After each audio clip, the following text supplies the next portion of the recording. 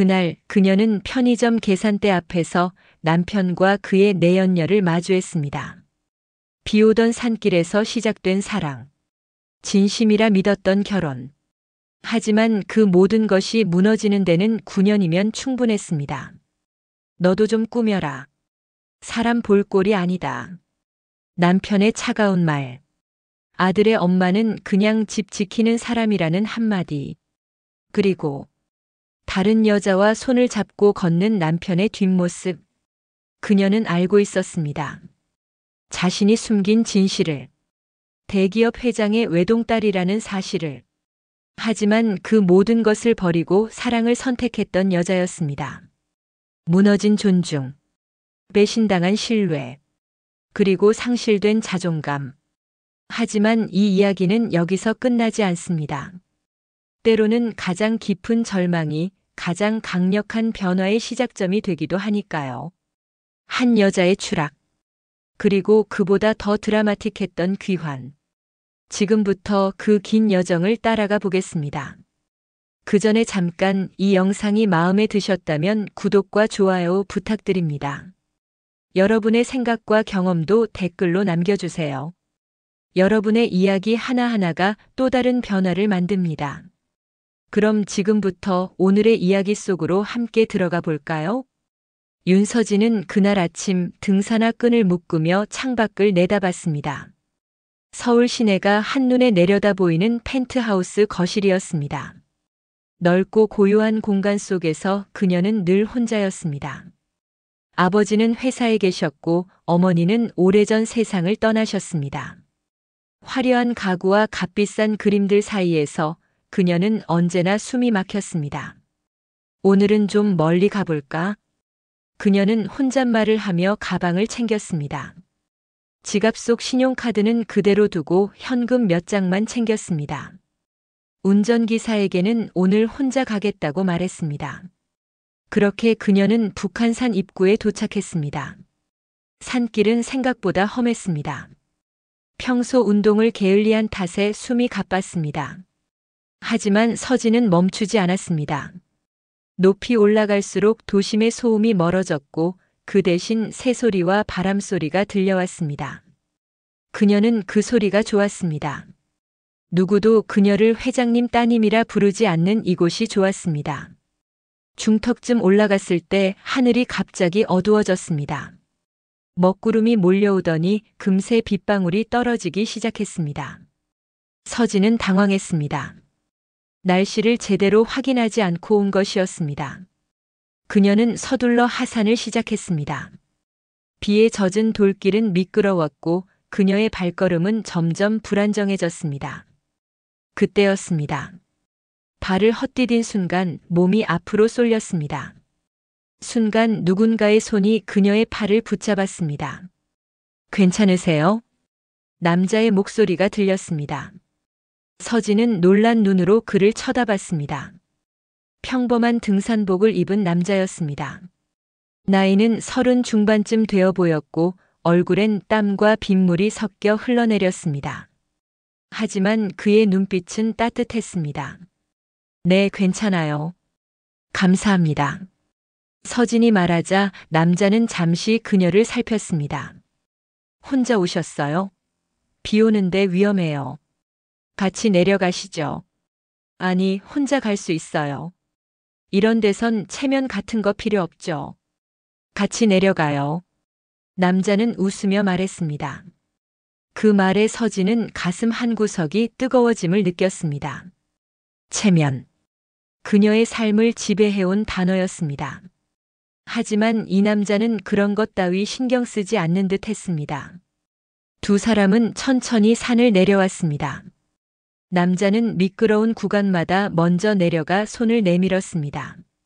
서진은 그 손을 잡으며 이상한 기분을 느꼈습니다. 조건 없이 내밀어지는 손이 이렇게 따뜻할 수 있다는 것을 처음 알았습니다. 산 입구에 도착했을 때 비는 여전히 내리고 있었습니다. 남자는 배낭에서 수건을 꺼내 그녀에게 건넸습니다. 이거라도 쓰세요. 감기 걸려요. 고맙습니다. 그런데 성함이 어떻게 되세요? 서진이 조심스럽게 물었습니다. 남자는 쑥스럽게 웃으며 대답했습니다. 강민우요. 근처 공장에서 일해요. 저는 윤서진이에요. 서진은 자신의 이름만 말했습니다. 직업도 집안 배경도 말하지 않았습니다. 그냥 윤서진. 그 이름만으로 충분했습니다. 그날 이후 두 사람은 다시 만났습니다. 처음엔 우연을 가장했지만 곧 약속이 되었습니다. 민우는 서툴렀지만 진심이었습니다. 비싼 식당 대신 포장마차에서 어묵을 사주었고 꽃 한 송이를 건네며 얼굴을 붉혔습니다. 그의 모든 것이 서진에게는 새로웠습니다. 어느 날 저녁 민우가 조심스럽게 입을 열었습니다. 서진 씨, 대학은 변변치 않아요. 공부보다 일 먼저 시작했거든요. 그의 표정이 굳어졌습니다. 학벌 이야기가 나올 때마다 민우는 이렇게 움츠러들었습니다. 서진은 그런 그가 안타까웠습니다. 그게 뭐가 중요해요? 민우 씨는 좋은 사람이에요. 그래도 요즘 세상엔 스펙이 중요하잖아요. 저한테는 스펙보다 사람이 더 중요해요. 서진은 진심으로 말했습니다. 그녀가 살아온 세상에서는 모든 것이 스펙으로 평가되었습니다. 학벌, 집안, 경력. 하지만 그 모든 것이 진심을 보장하지는 않았습니다. 오히려 거짓과 계산만 가득했습니다. 민우는 그녀의 손을 꼭 잡았습니다. 서진 씨를 만나서 참 다행이에요. 그 말에 서진은 미소를 지었습니다. 하지만 동시에 가슴 한구석이 아팠습니다. 만약 자신이 재벌가 딸이라는 사실을 알게 된다면 이 사람은 어떻게 변할까? 그 생각만으로도 두려웠습니다. 그래서 그녀는 침묵을 선택했습니다. 1년 후 두 사람은 결혼했습니다. 작은 식장에서 조촐하게 치른 결혼식이었습니다. 아버지는 반대했지만 서진은 고집을 꺾지 않았습니다. 민우의 가족들은 소박했지만 따뜻했습니다. 시어머니는 그녀의 손을 꼭 잡으며 말했습니다. 우리 며느리 참 곱네. 잘 부탁해요. 서진은 그날 처음으로 며느리라는 호칭을 들었습니다. 회장님 따님도 윤이사도 아닌 그냥 며느리. 그 평범한 호칭이 그녀를 울컥하게 만들었습니다. 신혼집은 작은 아파트였습니다. 펜트하우스와는 비교도 할 수 없는 좁은 공간이었지만 서진은 행복했습니다. 민우와 함께 장을 보고 함께 청소를 하고 함께 저녁을 만들었습니다. 그 모든 일상이 그녀에게는 선물 같았습니다. 얼마 후 아들이 태어났습니다. 민우는 아들을 안고 눈물을 흘렸습니다. 우리 아들 아빠가 잘할게. 서진은 그 모습을 보며 생각했습니다. 이게 진짜 인생이구나. 화려하지 않아도 완벽하지 않아도 이렇게 따뜻한 것이 진짜 행복이라고 믿었습니다. 하지만 시간은 때때로 잔인했습니다. 행복은 영원하지 않았고 진심은 언제나 변하지 않는 것도 아니었습니다. 서진은 아직 몰랐습니다. 자신이 숨긴 신분이 그리고 남편의 콤플렉스가 이 가정에 어떤 그림자를 드리울지. 작은 균열은 이미 시작되고 있었습니다. 결혼 9년 차 서진은 여전히 행복하다고 믿고 싶었습니다. 아침마다 남편의 출근을 챙기고 아들의 아침 식사를 준비했습니다. 작은 부엌에서 김치찌개를 끓이고 밥을 퍼담고 반찬을 정갈하게 차렸습니다. 그것이 그녀의 하루였습니다. 다녀올게요. 민우는 짧게 인사하고 현관문을 나섰습니다. 예전처럼 사랑해라는 말도 포옹도 없었습니다. 서진은 그 뒷모습을 바라보다 고개를 저었습니다. 바쁜 거겠지. 그렇게 스스로를 다독였습니다. 변화는 천천히 왔습니다.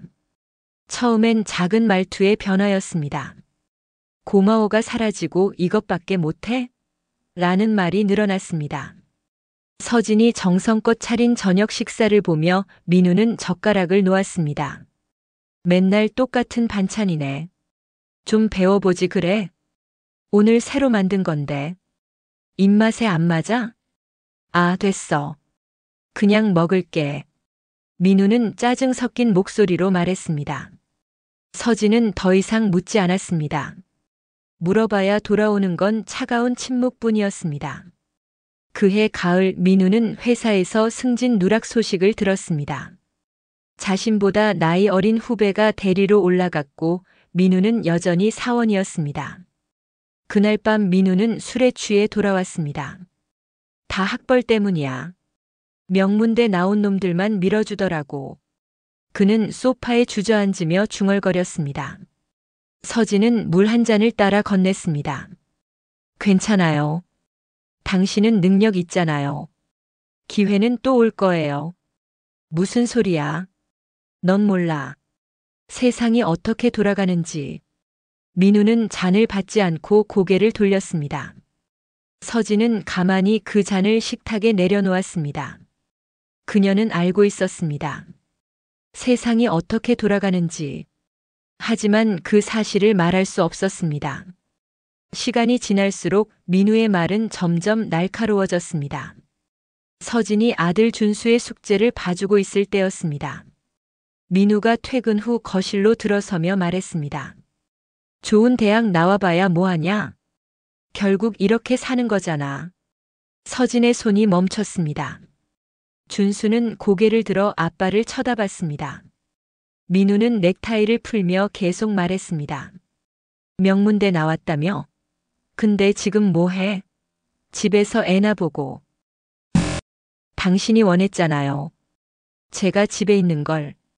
서진이 조용히 대답했습니다. 민우는 비웃듯 웃었습니다. 내가 언제 그랬어? 내가 알아서 그런 거지. 그 말에 서진은 더 이상 대꾸하지 않았습니다. 준수는 불안한 눈빛으로 엄마와 아빠를 번갈아 봤습니다. 준수도 변했습니다. 초등학교 2학년이 된 아들은 아버지의 말투를 그대로 따라했습니다. 어느 날 저녁 서진이 설거지를 하고 있을 때 준수가 물었습니다. 엄마는 회사 안 다녀? 응, 엄마는 집에서 준수 돌보잖아. 그럼 엄마는 그냥 집 지키는 사람이네. 준수의 말에 서진의 손이 멈췄습니다.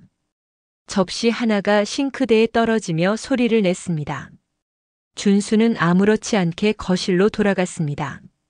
서진은 물에 젖은 손을 앞치마에 닦으며 눈을 감았습니다. 집 지키는 사람. 그 말이 가슴에 박혔습니다. 아들의 입에서 나온 말이었지만 그 말투는 민우의 것이었습니다.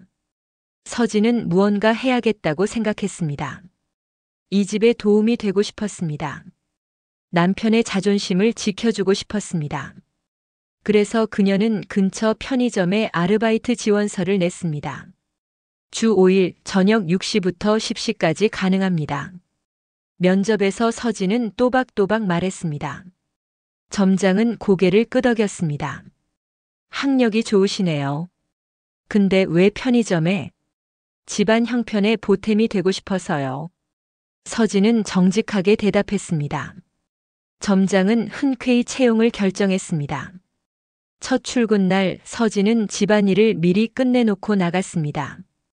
저녁 식사를 준비해두고 준수의 간식도 챙겨놓았습니다. 밤 10시에 돌아온 그녀는 피곤했지만 뿌듯했습니다. 비록 작은 돈이지만 이제 자신도 가게에 보탬이 될 수 있었습니다. 하지만 민우의 반응은 달랐습니다. 편의점? 거기서 뭐 얼마나 번다고. 그래도 보탬은 되잖아요. 푼돈 번다고 싸돌아다닐 시간에 밥이나 제대로 해. 민우는 냉장고 문을 열며 차갑게 말했습니다. 서진은 아무 말도 하지 못했습니다.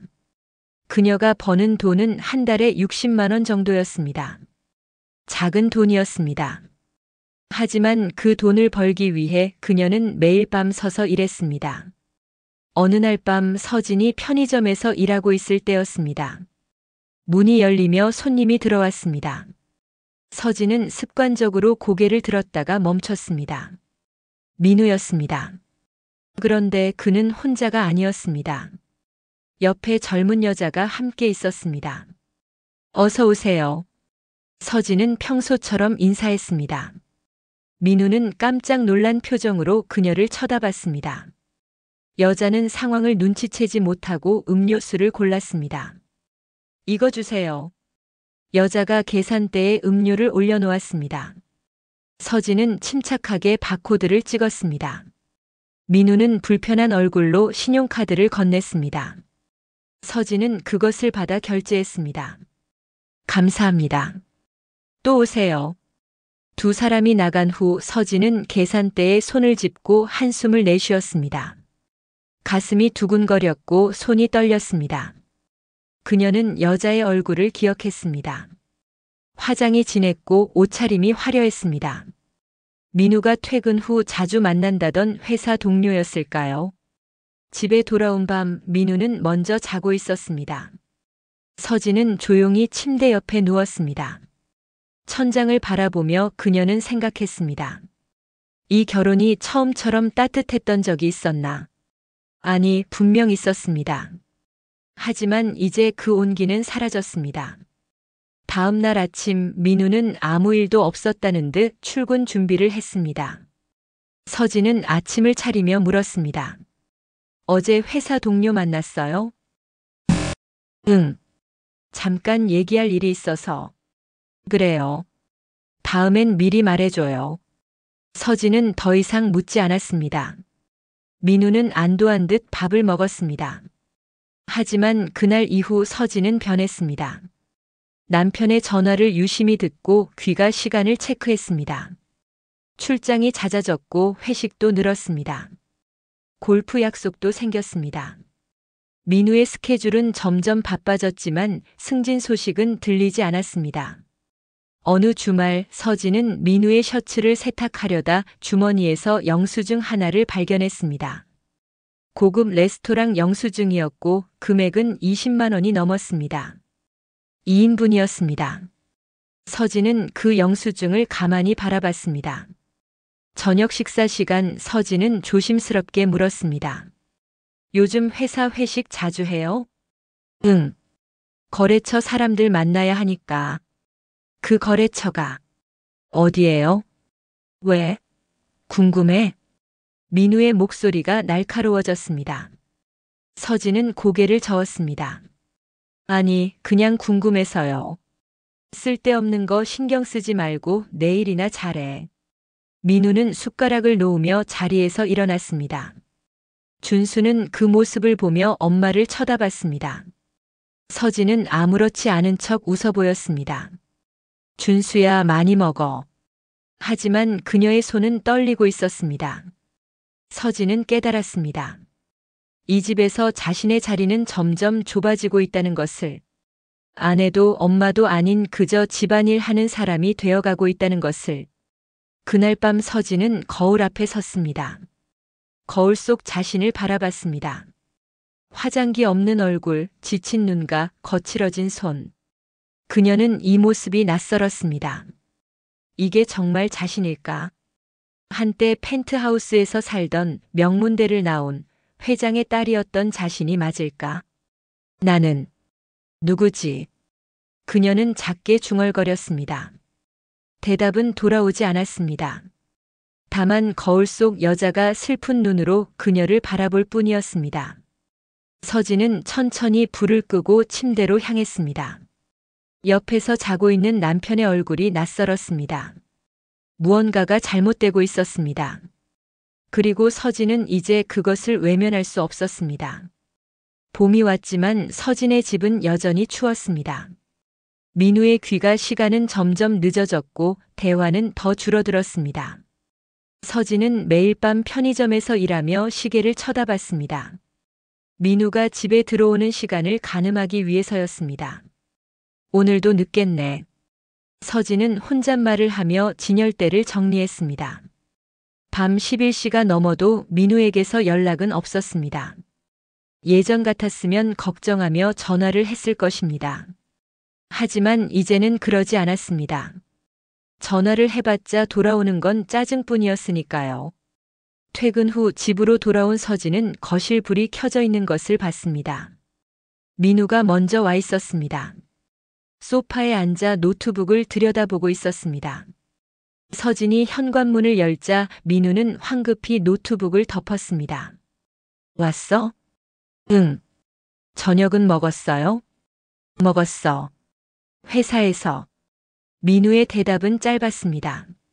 서진은 가방을 내려놓고 부엌으로 향했습니다. 싱크대에 그릇 하나가 놓여 있었습니다. 민우가 라면을 끓여 먹은 흔적이었습니다. 회사에서 먹었다던 저녁은 거짓말이었습니다. 서진은 그릇을 씻으며 창밖을 바라봤습니다. 아파트 단지 가로등 불빛이 희미하게 흔들렸습니다. 그녀는 문득 궁금했습니다. 이 결혼을 계속 지켜야 하는 이유가 무엇인지. 다음 날 오후 서진은 준수를 데리러 학교에 갔습니다. 교실 앞 복도에서 다른 학부모들이 모여 이야기하고 있었습니다. 서진이 다가가자 대화가 뚝 끊겼습니다. 안녕하세요. 서진이 인사했지만 돌아오는 대답은 시큰둥했습니다. 한 학부모가 서진을 훑어보며 말했습니다. 요즘 편의점에서 일하신다면서요? 네, 저녁 시간에 짧게요. 힘드시겠어요? 애 키우면서 일까지 하시면. 말은 걱정하는 듯 했지만 눈빛은 달랐습니다. 서진은 그 시선을 알고 있었습니다. 동정과 우월감이 섞인 시선. 그녀는 짧게 웃고 준수를 데리고 교실로 들어갔습니다. 엄마, 괜찮아? 준수가 조심스럽게 물었습니다. 서진은 아들의 머리를 쓰다듬었습니다. 응, 괜찮아. 가자. 집으로 돌아오는 길 서진의 핸드폰이 울렸습니다. 민우였습니다. 여보, 오늘 골프 약속 있어서 늦을 것 같아. 또요? 이번 주만 벌써 3번째잖아요. 거래처 사람들이랑 가는 거야. 어쩔 수 없어. 알았어요. 서진은 더 이상 묻지 않았습니다. 전화를 끊고 준수를 쳐다봤습니다.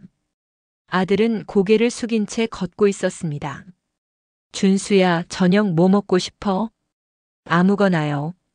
준수의 대답도 예전 같지 않았습니다. 밝고 제잘거리던 아이는 점점 말이 없어지고 있었습니다. 서진은 가슴이 아팠습니다. 이 집의 분위기가 아이에게까지 영향을 미치고 있었습니다. 그날 저녁 9시 서진은 편의점 계산대에서 졸음을 참고 있었습니다. 문이 열리며 손님이 들어왔습니다. 서진은 고개를 들었다가 순간 얼어붙었습니다. 민우였습니다. 그리고 그의 옆엔 저번에 봤던 그 여자가 있었습니다. 두 사람은 서로 웃으며 이야기하고 있었습니다. 민우의 얼굴엔 오랜만에 보는 미소가 있었습니다. 서진은 그 미소를 기억했습니다. 예전 자신에게 보여주던 미소였습니다. 이거랑 이거요. 여자가 과자 2봉지와 맥주 캔을 계산대에 올려놓았습니다. 서진은 기계적으로 바코드를 찍었습니다. 민우는 서진을 보지 않으려 애썼습니다. 10,000원입니다. 서진의 목소리는 떨리지 않았습니다. 여자가 카드를 건넸고 서진은 그것을 받아 결제했습니다. 영수증을 건네며 서진은 여자의 손을 봤습니다. 잘 관리된 손톱, 반지. 그리고 민우가 그 손을 자연스럽게 잡는 모습. 감사합니다. 두 사람이 나간 후 서진은 계산대에 기댔습니다. 숨이 막혔습니다. 가슴이 조여왔습니다. 하지만 눈물은 나오지 않았습니다. 그저 텅 빈 기분만 들었습니다. 퇴근 후 집에 돌아왔을 때 민우는 이미 샤워를 마치고 침대에 누워 있었습니다. 서진은 조용히 욕실로 들어갔습니다. 거울 앞에 섰습니다. 거울 속 자신을 바라봤습니다. 화장기 없는 얼굴, 퀭한 눈, 거친 피부, 그리고 편의점 유니폼을 입은 자신. 서진은 천천히 옷을 벗었습니다. 거울 속 여자는 낯설었습니다. 이게 정말 자신일까? 문득 민우와 함께 있던 여자의 모습이 떠올랐습니다. 화려한 메이크업, 잘 차려입은 옷, 당당한 자세. 서진은 두 사람을 비교했습니다. 그리고 깨달았습니다. 민우가 왜 그 여자에게 끌렸는지. 다음 날 아침 서진은 일찍 일어나 화장을 했습니다. 오랜만이었습니다. 파운데이션을 바르고 립스틱을 칠했습니다. 옷장에서 예쁜 옷을 꺼내 입었습니다. 거울을 보니 조금 나아 보였습니다. 오늘 왜 그래? 식탁에 앉은 민우가 물었습니다. 서진은 웃으며 대답했습니다. 그냥요. 기분 전환하려고요. 편의점 가는데 화장까지 해. 민우의 말투엔 비꼬는 듯한 느낌이 있었습니다.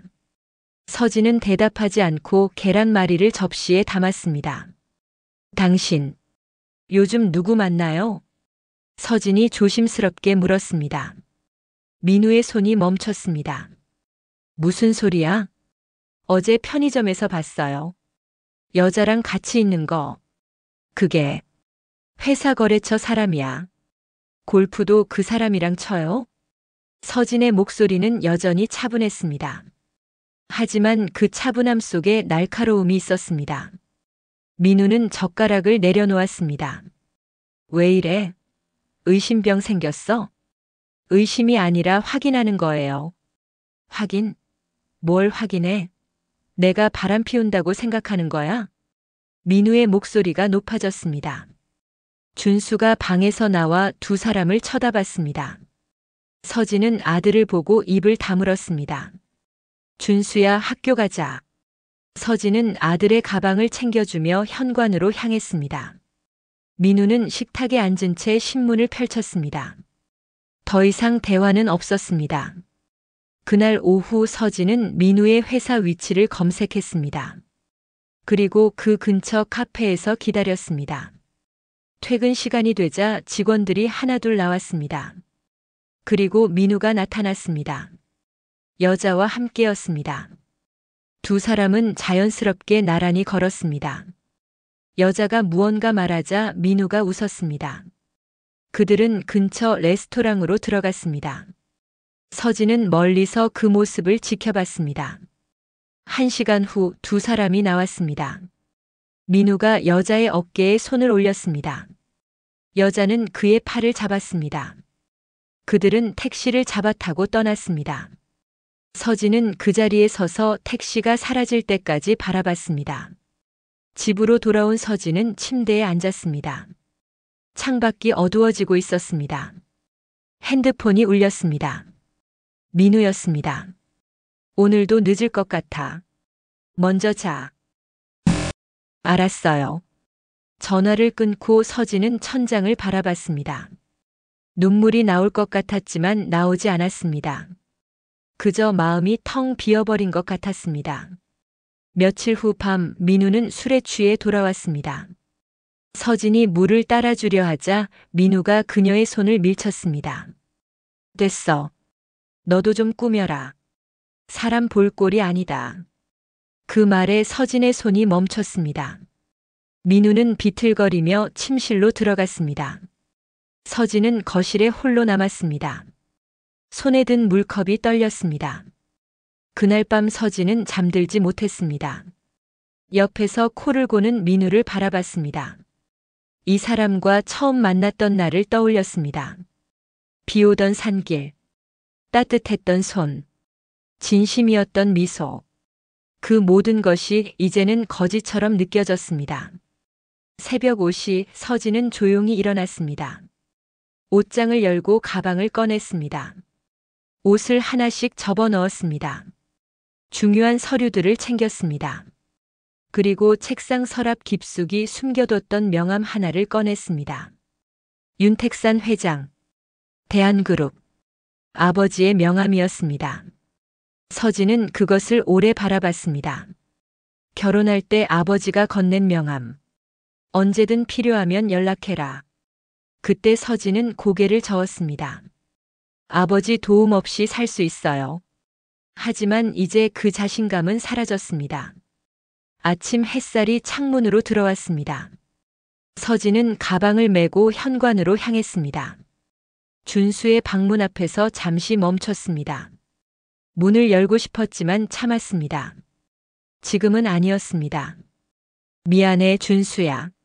엄마가 곧 돌아올게. 서진은 작게 속삭이고 현관문을 열었습니다.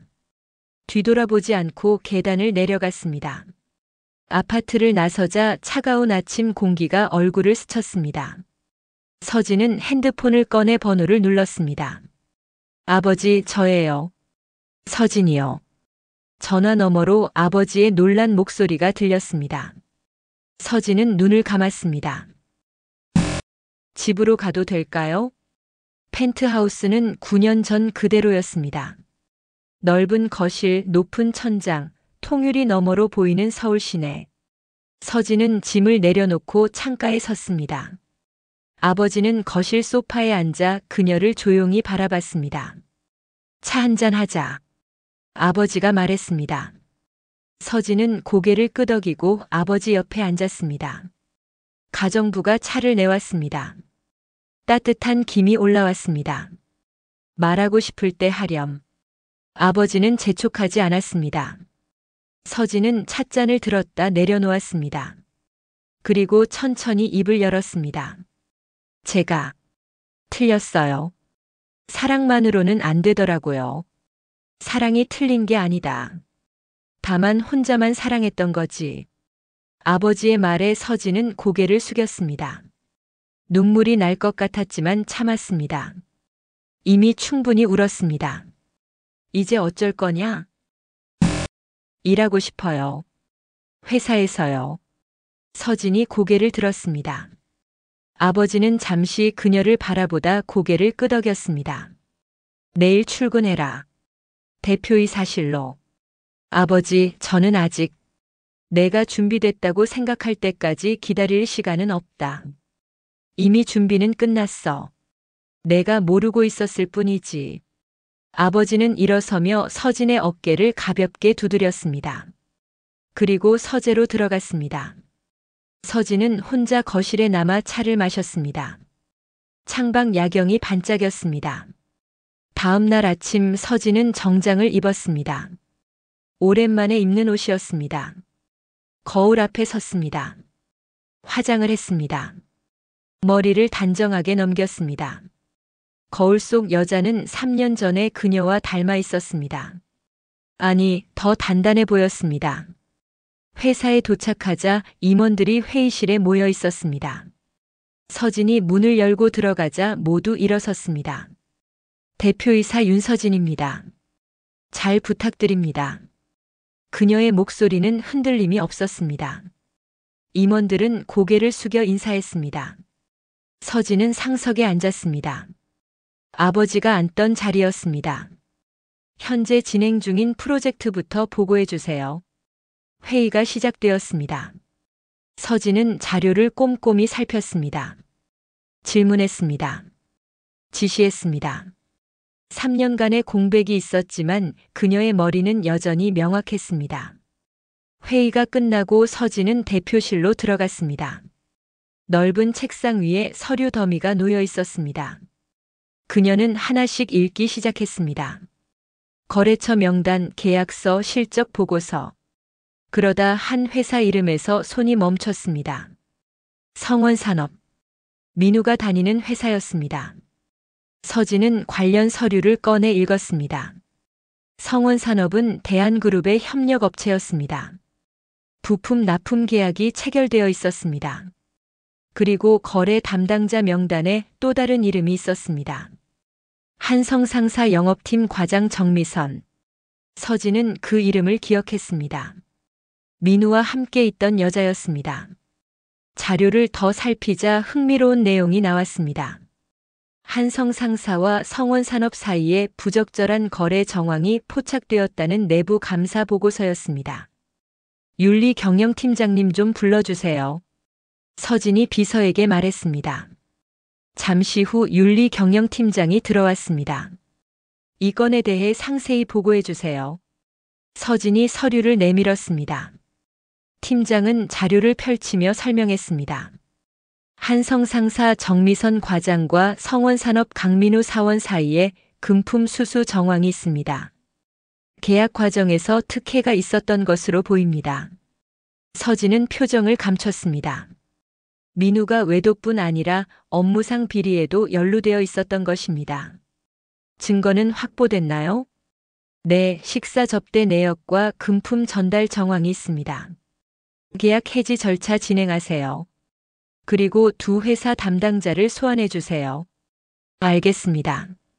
팀장이 나간 후 서진은 창밖을 바라봤습니다.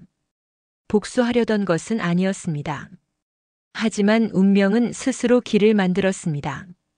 일주일 후 회의실에 민우와 정미선이 나란히 앉아 있었습니다. 두 사람은 서로 눈치를 보며 불안한 표정이었습니다. 문이 열리고 서진이 들어섰습니다. 민우의 얼굴이 하얗게 변했습니다. 정미선은 어리둥절한 표우로 서진을 쳐다봤습니다. 서진은 침착하게 상석에 앉았습니다. 명패를 앞으로 돌렸습니다. 대표이사 윤서진. 안녕하세요. 대한그룹 대표이사 윤서진입니다. 정적이 흘렀습니다. 민우는 입을 벌렸다 다물었습니다. 정미선은 서류를 꼭 쥐고 있었습니다. 귀사와의 거래 관계를 검토한 결과 윤리 위반 사항이 발견되었습니다. 서진이 서류를 펼쳤습니다. 민우와 정미선의 얼굴이 더 창백해졌습니다. 한성상사 정 과장님, 계약 과정에서 부적절한 금품 수수가 있었습니다. 성원산업 강 사원님도 마찬가지고요. 그건 민우가 말을 더듬었습니다. 서진은 그를 조용히 바라봤습니다. 두 분의 행위는 우리 그룹의 윤리 규정에 위배됩니다. 따라서 계약은 즉시 해지됩니다. 서진. 아니, 대표님. 잠깐만요. 민우가 자리에서 일어났습니다. 서진은 손을 들어 그를 제지했습니다. 회의는 여기까지입니다. 법무팀에서 연락드릴 겁니다. 서진은 서류를 정리하며 일어섰습니다. 민우가 다급히 말했습니다. 이게 무슨... 내가 왜 여기 있어? 서진은 문 앞에서 멈춰 섰습니다. 뒤돌아보지 않고 말했습니다. 제가 누군지 몰랐죠? 저도 당신이 누군지 이제야 알았어요. 그녀는 문을 열고 나갔습니다. 복도를 걸으며 서진은 깊은 숨을 내쉬었습니다. 가슴이 두근거렸지만 후회는 없었습니다. 그날 저녁 서진은 펜트하우스 거실에서 와인을 마시고 있었습니다. 핸드폰이 울렸습니다. 민우였습니다. 서진은 전화를 받지 않았습니다. 문자가 왔습니다. 서진아, 전화 좀 받아. 얘기 좀 하자. 서진은 문자를 지웠습니다. 다시 전화가 왔습니다. 이번에도 받지 않았습니다. 민우에게 할 말은 없었습니다. 며칠 후 서진은 변호사 사무실을 찾았습니다. 이혼 서류를 준비하기 위해서였습니다. 변호사는 서류를 검토하며 말했습니다. 양육권은 어떻게 하실 건가요? 제가 키우고 싶어요. 남편 측에서 반대할 가능성이 있습니다. 준비는 되어 있어요. 서진은 단호하게 말했습니다. 변호사는 고개를 끄덕이며 서류를 정리했습니다. 일주일 안에 준비해드리겠습니다. 사무실을 나서며 서진은 하늘을 올려다봤습니다. 구름 사이로 햇살이 비쳤습니다. 그녀는 처음으로 홀가분한 기분을 느꼈습니다. 회사에서는 서진의 리더십이 점차 인정받고 있었습니다. 신규 프로젝트를 성공시켰고 수익성이 개선되었습니다. 임원들은 그녀를 존중하기 시작했습니다. 대표님, 이번 분기 실적이 목표치를 초과했습니다. 재무팀장이 보고했습니다. 서진은 만족스러운 표정으로 자료를 봤습니다. 모두 수고하셨습니다. 다음 분기도 잘 부탁드립니다. 회의가 끝나고 서진은 대표실로 돌아왔습니다. 창밖으로 석양이 지고 있었습니다. 그녀는 커피를 마시며 생각했습니다. 이제 무엇을 해야 할까? 회사는 안정되었습니다. 이혼 절차도 진행 중이었습니다. 하지만 한 가지 남은 것이 있었습니다. 준수였습니다. 서진은 아들을 떠올렸습니다. 8년간 함께 살았던 아이. 하지만 마지막 1년은 제대로 된 엄마가 아니었습니다. 지친 얼굴로 무기력하게 하루하루를 보냈습니다. 아이는 그런 엄마를 보며 무슨 생각을 했을까? 준수를 데려와야겠어. 서진은 결심했습니다. 아이에게 제대로 된 엄마의 모습을 보여주고 싶었습니다. 더 이상 무너진 모습이 아니라 당당한 모습으로 핸드폰을 꺼내 학교 담임 선생님께 전화했습니다. 선생님, 저 준수 엄마입니다. 아이 좀 만나고 싶은데 가능할까요? 아, 네. 내일 방과 후에 오시면 됩니다. 감사합니다. 전화를 끊고 서진은 창밖을 바라봤습니다. 도시의 불빛이 하나둘 켜지고 있었습니다. 그녀는 조용히 중얼거렸습니다. 준수야, 엄마가 간다. 조금만 기다려. 노을이 도시를 붉게 물들이고 있었습니다. 서진은 그 풍경을 보며 미소 지었습니다. 이제 새로운 시작이었습니다. 서진은 학교 앞에서 기다렸습니다. 하교 시간이 가까워지자 학부모들이 하나둘 모여들었습니다. 서진은 그들과 적당한 거리를 두고 섰습니다. 3년 전 편의점 유니폼을 입고 서 있던 자신과는 달랐습니다. 이제 그녀는 정장을 입고 당당하게 서 있었습니다. 종이 울리고 아이들이 쏟아져 나왔습니다. 서진은 준수를 찾았습니다. 아이는 친구들과 떨어져 혼자 걷고 있었습니다. 예전보다 더 작아 보였습니다. 서진은 가슴이 아팠습니다. 준수야. 서진이 조심스럽게 불렀습니다. 준수는 고개를 들었다가 멈춰 섰습니다. 눈이 커졌습니다. 엄마. 응. 엄마야. 서진은 무릎을 굽혀 아이와 눈높이를 맞췄습니다. 준수는 망설이다 천천히 다가왔습니다. 엄마 어디 갔었어? 미안해. 엄마가 할 일이 있었어. 아빠가 엄마 때문에 회사에서 잘렸대. 준수의 목소리가 떨렸습니다. 서진은 아이의 어깨를 가만히 잡았습니다. 그건 아빠가 잘못해서 그런 거야. 엄마 잘못이 아니야. 근데 아빠가 그랬어. 엄마가 우릴 망쳤다고. 서진은 깊이 숨을 들이쉬었습니다. 민우는 아이에게까지 거짓말을 한 것이었습니다. 준수야, 지금은 이해 못해도 돼. 나중에 크면 알게 될 거야. 엄마는 잘못한 게 없어. 진짜? 진짜야. 엄마 믿어줄 수 있어? 준수는 한참을 서진을 바라보다 천천히 고개를 끄덕였습니다. 서진은 아이를 꼭 안았습니다. 작고 따뜻한 몸이 품 안에서 떨렸습니다. 엄마 보고 싶었어. 준수가 작게 말했습니다. 서진은 눈물이 날 것 같았지만 참았습니다. 엄마도 많이 보고 싶었어. 이제 엄마랑 같이 살래? 준수는 대답 대신 서진을 더 꼭 안았습니다. 며칠 후 서진은 법원에서 양육권 조정 절차를 밟았습니다. 민우는 반대했지만 준수의 의견이 중요했습니다. 아이는 엄마와 살고 싶다고 분명히 말했습니다. 준수 양육권은 윤서진 씨에게 있습니다.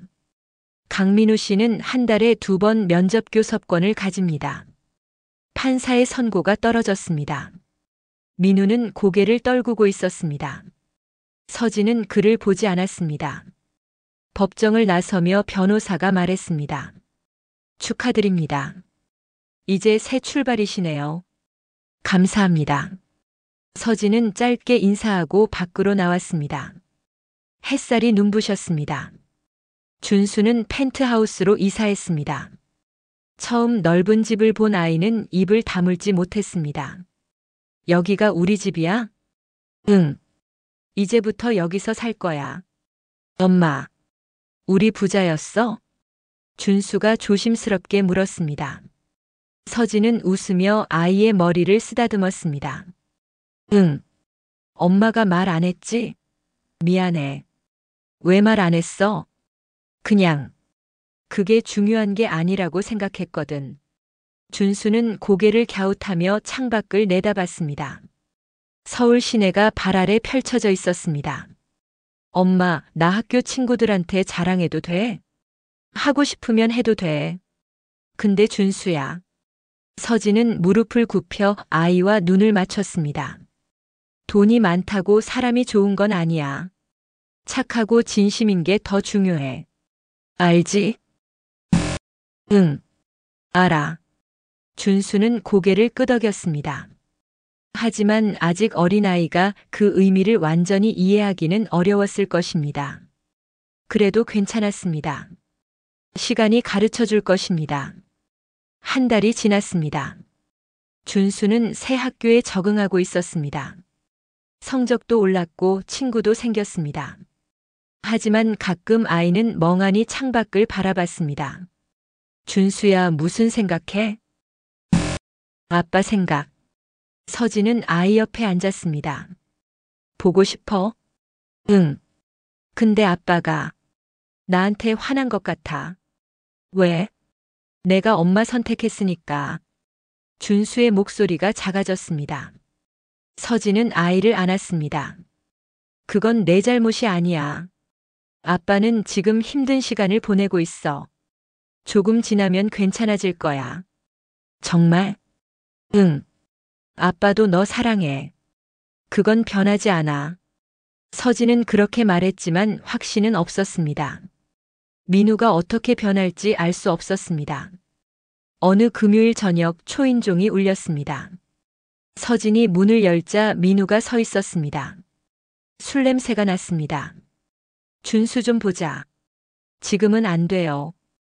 약속된 면접 교섭 날짜가 아니잖아요. 내 아들인데 왜 못 봐? 민우가 목소리를 높였습니다. 서진은 침착하게 대답했습니다. 술 마시고 오셨잖아요. 다음에 오세요. 넌 정말 다 가진 게 부러워? 나한테서 준수까지 빼앗아가서 만족해? 민우의 목소리가 떨렸습니다. 서진은 그를 조용히 바라봤습니다. 당신이 잃은 건 제가 빼앗은 게 아니에요. 스스로 버린 거예요. 뭐? 저를 무시하고 바람 피우고 아들 앞에서 거짓말한 건 당신이에요. 제가 뭘 빼앗았나요? 서진의 목소리는 차갑지 않았습니다. 그저 담담했습니다. 민우는 할 말을 잃은 듯 입을 다물었습니다.